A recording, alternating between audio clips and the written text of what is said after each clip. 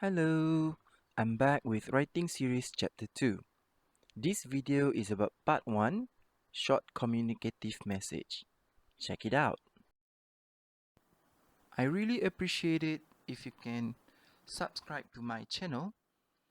And if you like the content of this video, please give me a like by clicking the like button and share this video with your friends. In this video, first and foremost, we will look at what is short communicative message. And throughout this video, I will shorten it to SCM. It's only written, but I will mention short communicative message. And then followed by the purposes of writing the messages and also its formats.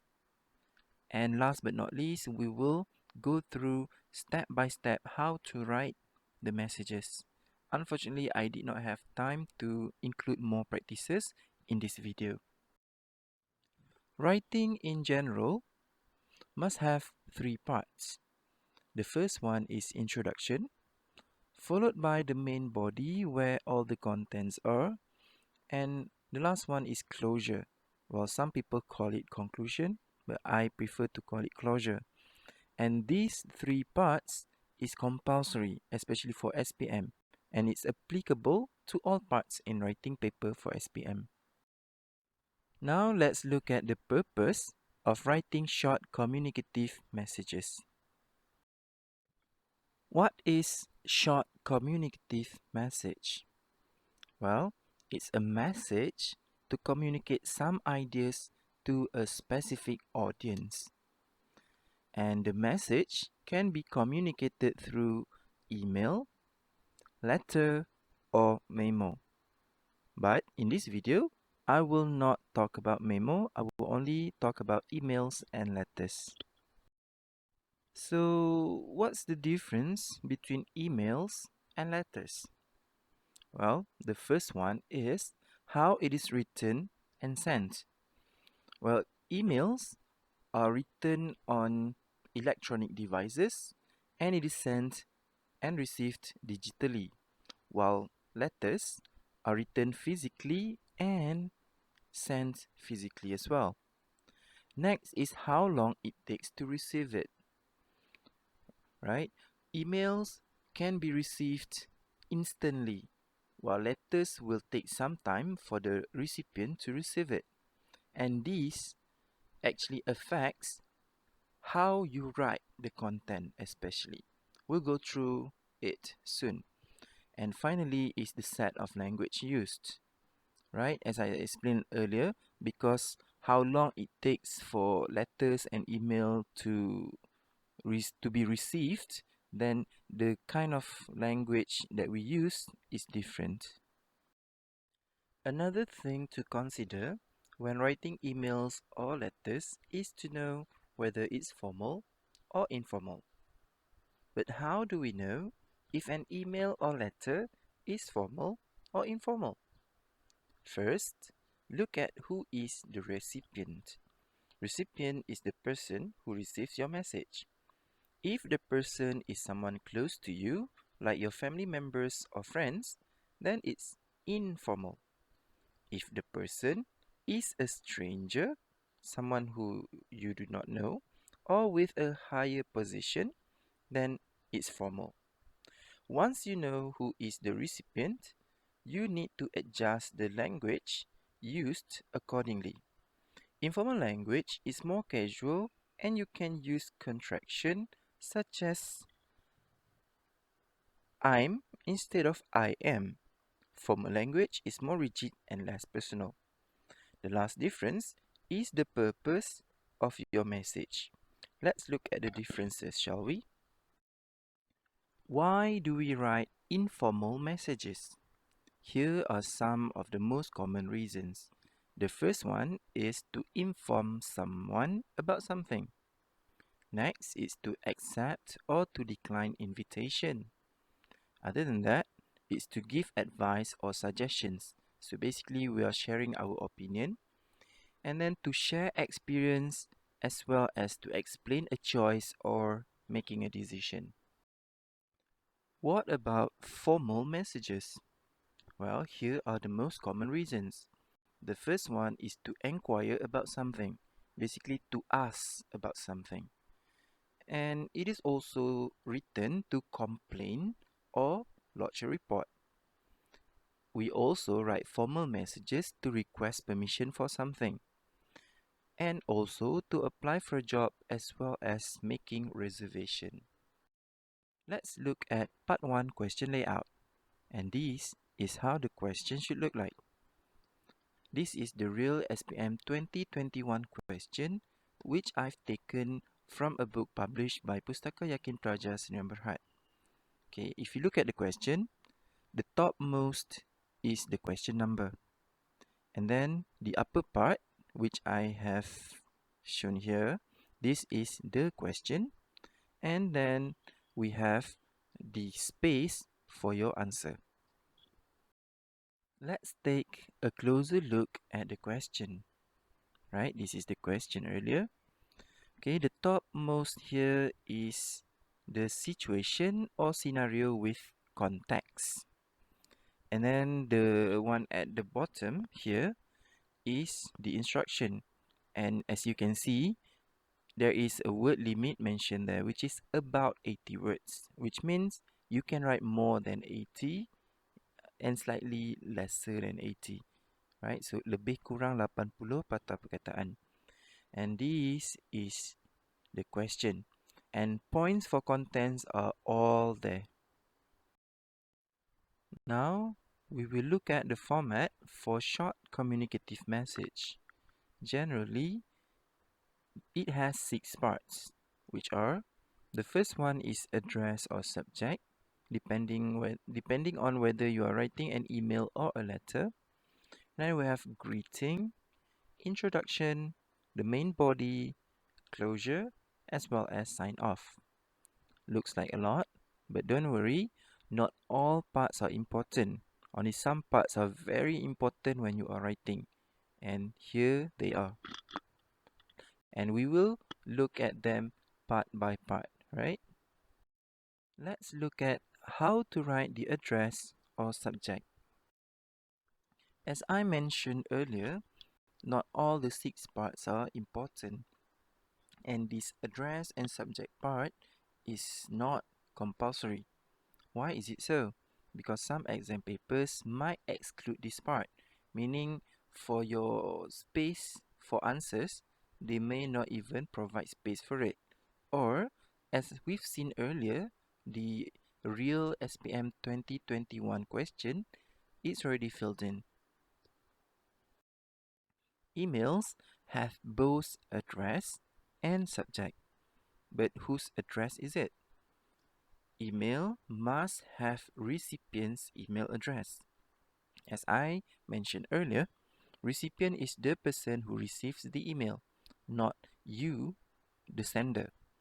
And then the subject. What is subject? Subject is title or topic, basically what you are writing about. Let's look at an example. Right, you see here, this is the recipient's email address because we know the recipient's name is Gina, right? So gina@email.com. And this is the subject, basically what your email is about. Informal letters only has address, and it is the sender's address, which is your address, and you put your home address there. Letters do not have subjects. Okay, let's look at an example. Here is an address. Remember, for informal letter, the home address is on the right hand side. And don't waste time on home address. Just put your address. Nobody will check whether that address is legit or not. So how do we write the greeting for messages? Let's see. Let's start with greetings for email. If you are writing an informal email, it has to be hi or hey.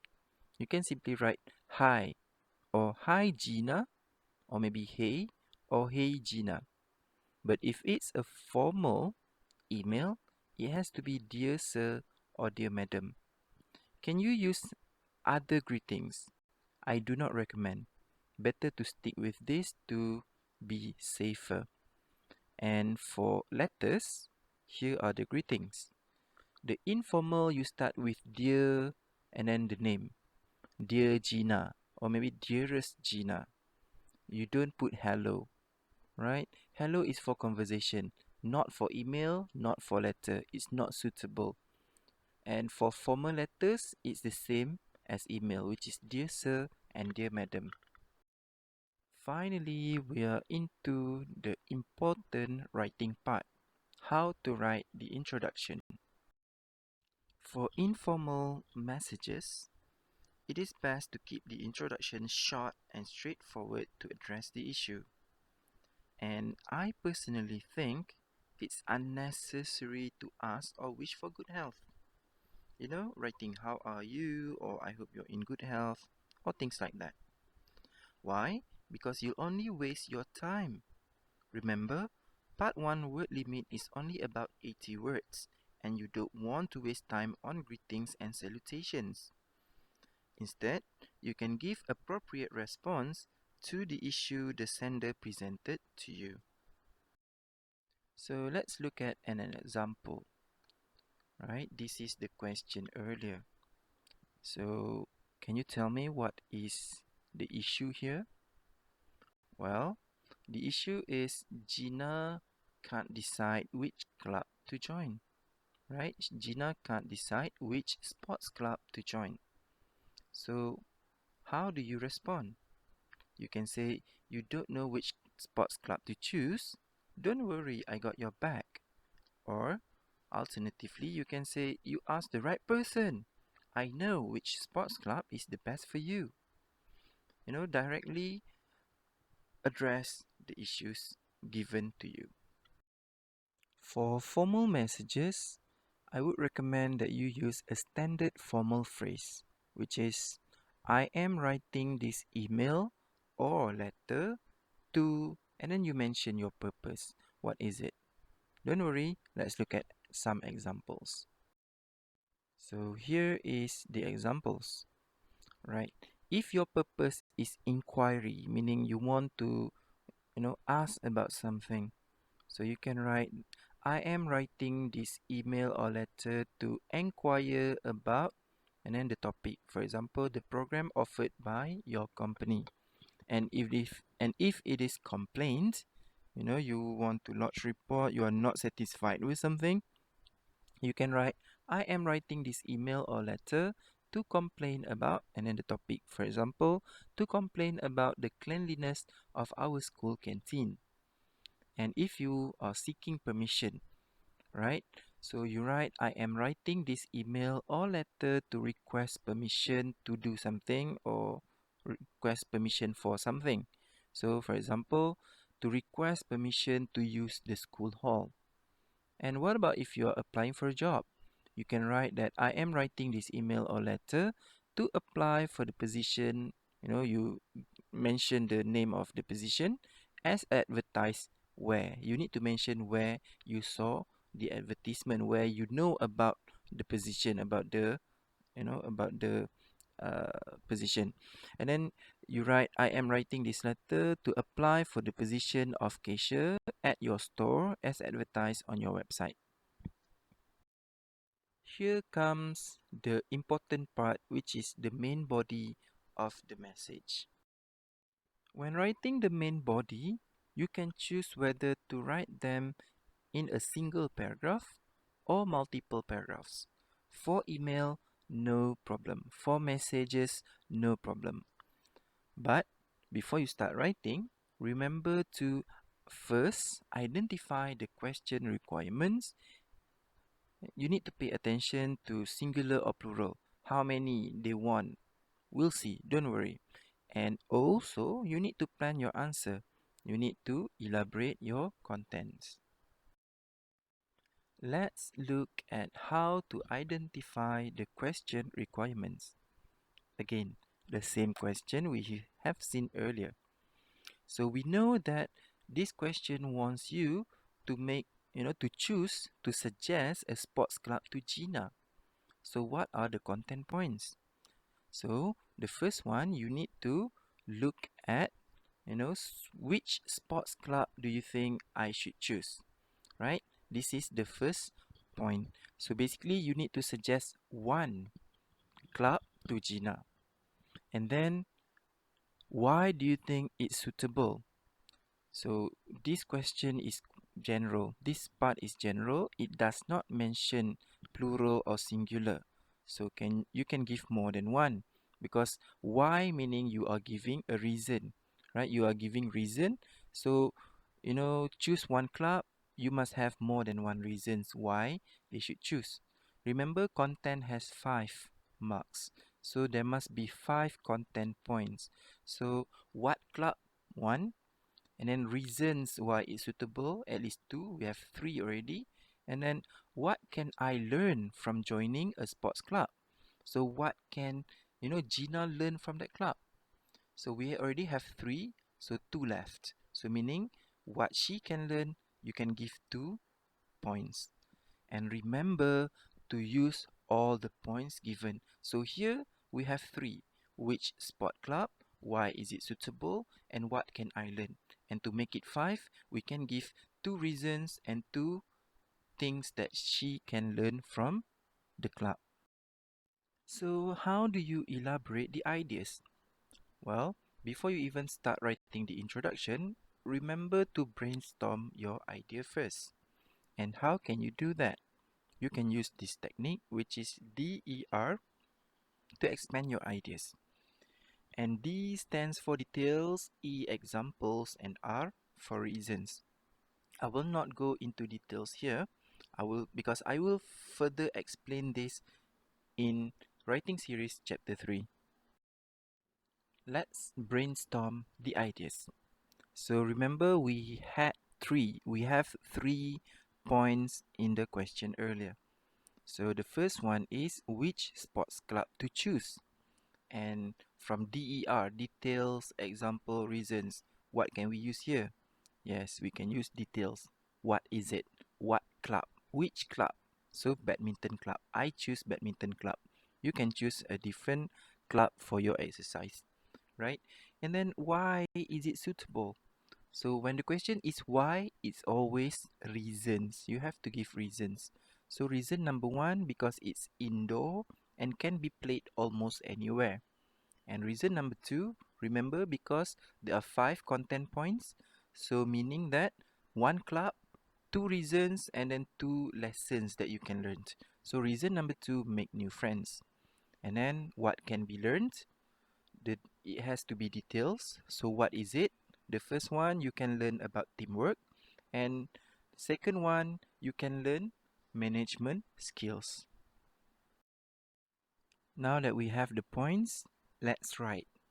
So you can write, I know your school has many sports club, but in my opinion, I think you should choose badminton club. You see, I'm using linkers here, in my opinion. I have bolded the phrase. So throughout the examples soon, after this, I will bold the words or phrases which are linkers. Now we will look at points number 2 and 3. Okay, we had the points earlier, so how can we write this? Here are the reasons why it's suitable for you. First, you see a linker there? First, badminton is an indoor game. You can play it almost anywhere. In fact, you see another linker. In fact, you can make many new friends you will meet in the club. You see, so far, the sentences are simple and short. Because remember, this is short communicative message. But can you write much longer? Obviously, you can. You are allowed to do that. Just remember, don't waste time here, too much here, because you have part 2 and part 3 waiting for you. So now, let's go to the point. What can be learned? We have the points earlier, so let's write. You may wonder, what can you learn from a badminton club, right? First, you see, you put another linker here. First, you will learn about teamwork, and then you can explain a little more. It's because you can play badminton as a team. Moreover, another linker, You may be given a position such as secretary or treasurer.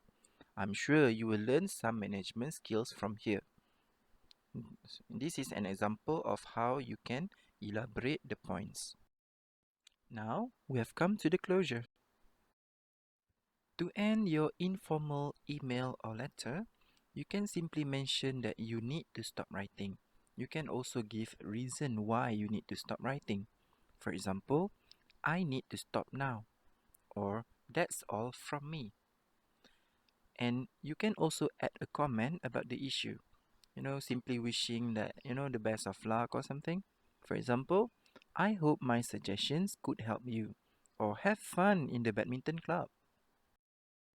If you are writing a formal email or letter, just like how you have a standard introduction, the closure you also can use this standard closing line, which is thank you for your time. I look forward to hearing from you. You can use this for almost any situation. And finally, the sign off. For informal emails or letters, you can simply sign off with bye, full stop, or bye with that exclamation mark. Alternatively, you can also write your first name. For examples, that's all for now. Have fun. Bye. Right? You have to separate that bye, alone there at the bottom. Or you can write that's all for now. Have fun. Bye. And then Marie, let's say that's your name, Marie. Right? So this is how you can write the sign off for informal messages. For formal messages, these are the standard sign off. Right? You can use yours faithfully. This is both for email and letters. And if it's just email, you can use best regards. And then followed by your full name and position. Remember, for informal earlier, you can simply use your first name, not your full name. But is it wrong to write full name? No. But for formal messages, it has to be full name. So, what's next? For the upcoming writing series, I will share with you chapter 3 for writing part 2 and also writing part 3 in chapters 4, 5 and 6. I've also prepared speaking series which will be on the way. So stay tuned. And that's all folks. All the best for your SPM. I'll see you again in, my next videos. Roger and out.